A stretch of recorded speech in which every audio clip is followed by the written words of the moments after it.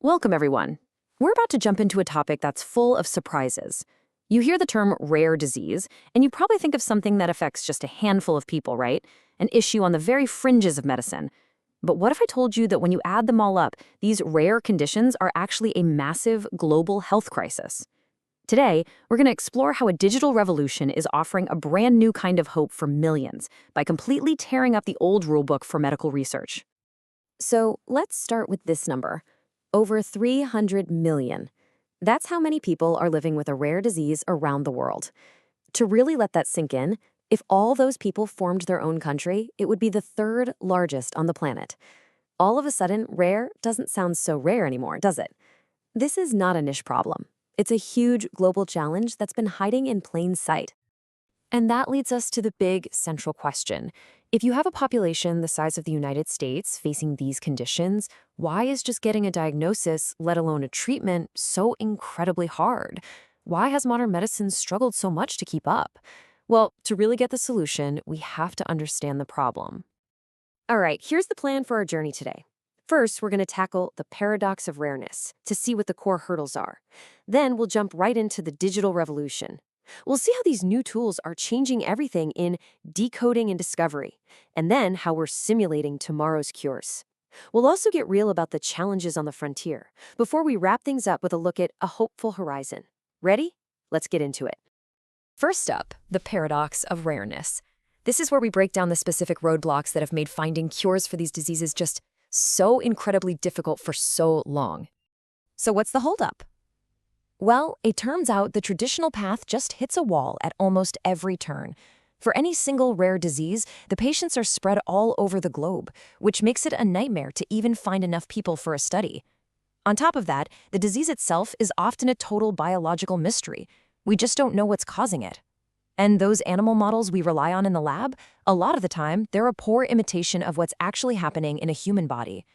The bottom line is a research process that is painfully slow, outrageously expensive, and way too often leads to a dead end, leaving families with no answers and no hope. But right where that old road crumbles, a new one is being paved. And it's all thanks to a totally new way of doing science. So let's talk about the solution, the digital revolution. This isn't just about tweaking old experiments to be a little faster. No, this is about inventing a whole new toolkit for scientists. And the key idea here is a term you're going to hear a lot more of, in silico. Now, you've probably heard of in vitro, that's in a test tube, and in vivo, that's in a living thing. Well, in silico means it's all happening on a computer. Think of it like a digital laboratory. It's a virtual space where scientists can run millions of experiments, model diseases, and simulate how a drug might work at a speed and scale that is just absolutely impossible in the real world. And this new digital toolkit isn't just improving one part of the process. It's transforming every single stage you see here. We're about to see how it works as a digital detective for diagnosis, a virtual pharmacist for finding drugs, and even how it creates digital patients for clinical trials. The entire pipeline, from start to finish, is being re-engineered. Let's see how. Okay, let's start with those first two stages, decoding and discovery.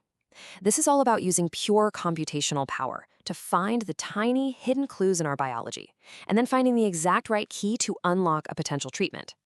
First up, diagnosis. Here, you can think of AI as a kind of digital detective. For diseases like Gaucher disease, these AI tools can search through a person's entire genome, that's billions of letters of genetic code, to find the one single typo that's causing all the trouble. It's like finding a single misspelled word in a library filled with millions of books.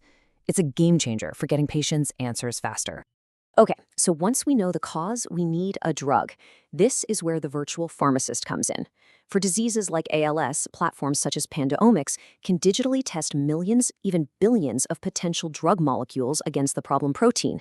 It's like having a robot that can try millions of different keys in a lock instantly to find the one that fits perfectly. And this all happens before anyone even steps into a lab. Now let's move to the next phase, which is, honestly, straight out of science fiction. Simulating tomorrow's cures. We're moving from just finding clues to actually building and testing potential cures inside a virtual world. In the preclinical stage, instead of just relying on animal models, scientists can now build virtual organs on a computer. Take the Musico platform. It can create an incredibly detailed simulation of human muscle tissue. This lets researchers study diseases like Duchenne muscular dystrophy, see how the disease might progress over time, and even test how a new drug might work on that virtual tissue. It gives them critical clues about whether a treatment has a shot, long before it ever gets near an actual person. And that brings us to maybe the most revolutionary idea of all, the digital twin. When it's time for clinical trials, we can now create virtual patients based on real-world data. This can mean that fewer real patients have to be in a placebo group, the group that gets a sugar pill. For a family with a child in a rare disease trial, this is, well, it's everything. It means their kid has a better chance of getting the actual potentially life-saving treatment. And when you put the old way and the new way side by side, the difference is just staggering. Look at this. Patient need, we go from needing huge groups to needing small groups, or sometimes even virtual ones. The time it takes, it drops from years down to months or even weeks. Cost, from sky high to significantly lower. And maybe most importantly, that last one, the ethics, it helps solve the painful dilemma of giving a placebo to someone who is desperately hoping for a cure. This isn't just a small step forward, it's a giant leap. Okay, so it all sounds amazing, right? But of course, this amazing digital future hasn't fully arrived just yet. The tech is incredible, but there are still some pretty major roadblocks we need to figure out. So what's standing in the way? Well, a few big things. First, data quality. A computer is only as smart as the data you feed it. Is that data high quality and consistent? Then there's validation. How do we prove that a computer simulation is actually an accurate reflection of real biology? That's a huge one. Health agencies like the FDA are still figuring out how to approve a drug that was tested on virtual patients. And finally, there's the critical question of equity. Are we building these tools with diverse enough data so that they work for everybody, not just one group of people? These are the tough questions we have to answer. And this quote from the source paper in NPJ Digital Medicine just hits the nail on the head. It says technical innovation alone is not sufficient. In other words, having amazing technology is only half the battle. We also have to fix the systems around it, the regulations, the methods, the entire structure.